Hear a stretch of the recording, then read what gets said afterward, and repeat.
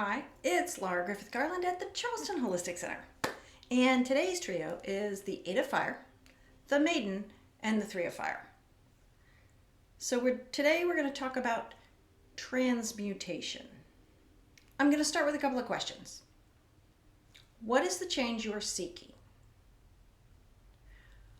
Are you going to go through with creating that change? In other words, are you ready to make the changes needed to create what you are seeking? If not, close down now, go do whatever else you're going to go do.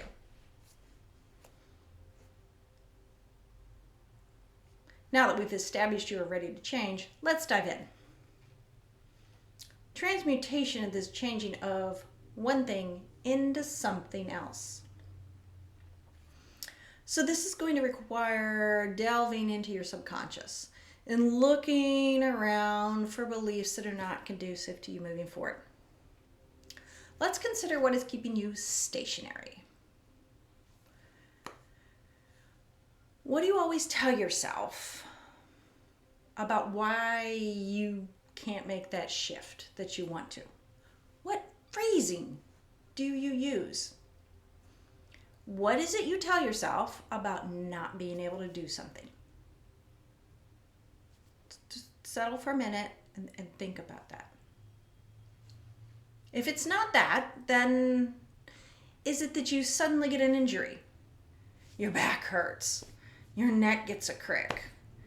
Your ankles, knees, elbows, wrists, shoulders, hips get hurt and aren't working correctly, so you can't focus on anything else right now. Or is it that you suddenly have someone in your life that you and only you have to help right now? There's no one else who can do it, and it has to be right now. Don't put the blame on your body parts or other people. Let's take responsibility for our own shit. I've done this. I know all about it. But truthfully, what's going on with you? Put a name to it. That's the only way we can transmute it. That's the only way we can shift it. It's the only way we can change it into something that helps us as opposed to hold us back. I know this can be hard. But you want to move forward, right? So put a name to what you're doing, saying, feeling, being that's keeping you stationary.